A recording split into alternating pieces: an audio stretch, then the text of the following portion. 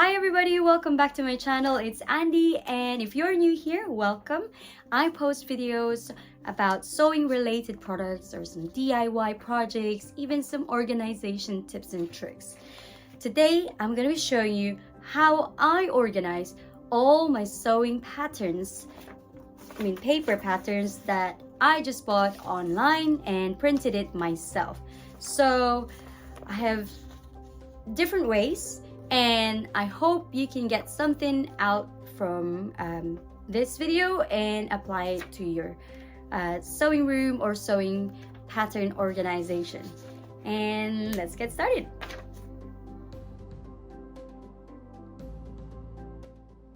All right, first on how I organize is these A4 envelopes, just white envelope where there's like closure here, and you can stick to the other side. So, but I never do, because then I want to be able to just open anytime I want and not having to rip the paper. So, for example, this one I've got paper patterns folded, and here I just either write the content, or for example this is just some one page, or I don't know why I put this, but normally I would put a picture of the product that is inside. So for example, this is a kids linen top, so that's what's inside. And this is really good for small items. I don't sew adult clothing, so I won't be showing you patterns for adult clothing, because I only have a few, but I barely printed some because I don't really like sewing adult clothing. I prefer smaller ones. So yeah, that's one of my ways. And I do have a whole bookcase I'll be showing you in a second that has all the patterns. So here is my IKEA bookcase, all my pattern books, those binders, papers, and goes all the way down. Okay, let's get back to the video. Okay, another way is this ring binders. So I buy the insert separately from the binder. So all of these products that I'm showing you, I just bought them off of Amazon AE, which is Arab Emirates, because I live in Dubai. So yeah, so these are, and then I just label them. All my patterns or my containers, or whatever you call it, are labeled, so I know exactly what's inside. Okay, and here it says baby clothes pattern, unisex. So yeah, it's all there. So that's another great way. And here I even put a picture of what is actually inside. So this one only has this pattern in different sizes, because I've made so many of this romper, so I have different sizes, so each page will be in a different size, which I always label. Okay, got that one. And next one, which is my absolute favorite, is this. Just a plastic clear container, and it's great. And another way as well, while we're here, is to have this ring binder thingies. And you can see my templates are actually laminated, which I'll show you how I do that later on. But yeah, I laminate it and then just punch a hole, and that's it. You can hang it anywhere if you have a dedicated space. Or for me, because this is one size, I put them together with this one and put it in my container, and that is perfect. And that's for smaller sizes. This is an A4 size. And I have a big one. This is an A3 size. It's the same thing. So here, I know what's in there. It's gingham dress. So I know, and these are also laminated. So, you know, you can use them for a long time. I just trace it with a marker all around it, and that's it. I can even cut through my rotary cutter right away, but it depends on how skilled you are. Also, there's another way putting the pieces together, which is this like hang tag for clothes. They actually use this to label or tag the clothes. So I use it for my patterns, and I also use it to tag products, right? And my least favorite, which is this one. So you know when you have patterns that it's just one-off, you just try it and really don't know what to do with it, or if you know you've lost interest, but you don't want to throw it because you might someday try again, you know. So I put them in this one, and I label the patterns. Oh, by the way, I also use brown or manila papers, cut out patterns, just tracing them. Yeah, things like that. I put them in this wire, don't even know what it's called, holder. So yeah, those are the different ways I organize my sewing patterns. Also, let me know how you guys organize yours. I'm really interested in how other people organize theirs.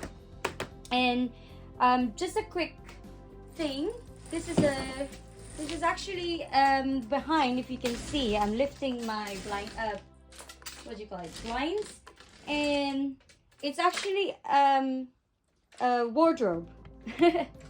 And I removed the doors of the wardrobe and made this into a little office corner. And the blinds, they're perfect for a backdrop. That's another tip for you guys. Right, so here I have my other big ones because they don't fit in my IKEA bookshelf. So yeah, they're perfect. Some are loose, and yeah, I need to organize that bit anyway. Now I'm gonna show you how I laminate them. Okay, I have this laminating machine. It's LM Classic VMS, and it's an A3 size. And I have this pouches, they're called. And I have it for 100 pieces because, you know, it's better to buy in bulk. And I honestly don't know if they sell it lesser than that. So again, these are all from Amazon. I've got tape, and here are some paper patterns that I need to laminate because I use them a lot. So now I actually only laminate the paper patterns that I know I use a lot. For example, this neck wrap, you can go to my website andythemaker.com and get this pattern. It's for making a therapeutic neck wrap and eye pillow. Right, and I also have a video about that. And here I have a bib pattern for baby bib. What is this? Teether. This is a clip. I just made a pacifier clip and just bunting, like a triangular bunting flag pattern. Right, so now I'm gonna go turn this on.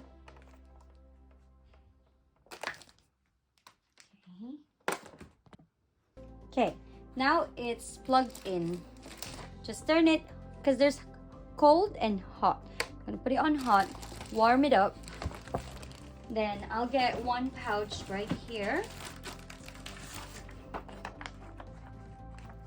Now, I recommended this to my mother-in-law, and she bought the A4 one.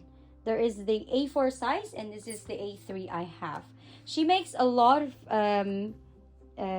toys, and the toys, you know, they're small, so it's perfect for her. A4 is just right. For me, I went to get the biggest one I can get because, well, I don't know if there's bigger than this actually, but I went to get the A3 just so I have more options, you know, in the future. If I have, for example, this is bigger than A4, so this just really works. So it really depends on what will work for you. I highly recommend this method because it will keep your patterns, it will last long. So it's like playing what do you call it, Tetris.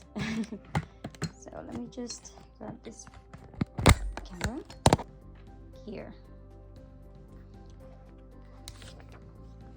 That doesn't quite, yeah, perfect. Right, to hold it down, I like to get my tape and just tape it down. So you open the pouch and place it in the middle. So it's like sandwiching the paper pattern in the middle. And it's not going anywhere. And I can smell that this is warm now.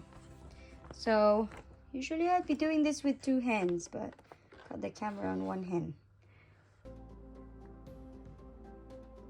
And this is a very slow process. And be very careful with the direction and how you put your pouch, because when I got this, I was so excited to use it, and it just, I messed it up, and inside it all crumpled, and it was really not good. So I had to take all the parts out just to get the paper inside. Yeah, well, it's very hard to really mess this up, but somehow I did it. So yeah, okay, it's really slow.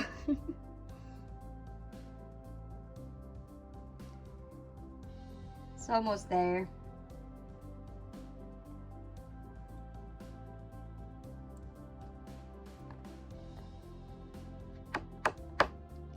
I can hear that. It's really nice. And sometimes if I'm not satisfied on how it's laminated, I do it again, and that's okay. You can do it all over and over and over again if you have to. Yeah, this looks like it's good, so I'm not gonna do it again. And then I have a dedicated scissors for this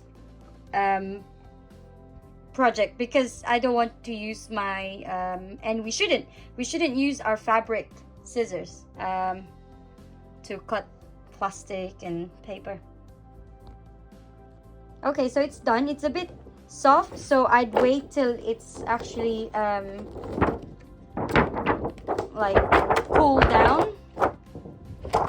And yeah, I've got 3 more papers to do, but I'll do that later on. Just wanted to show you how I do it, and hopefully inspires you to do it as well. But although I don't really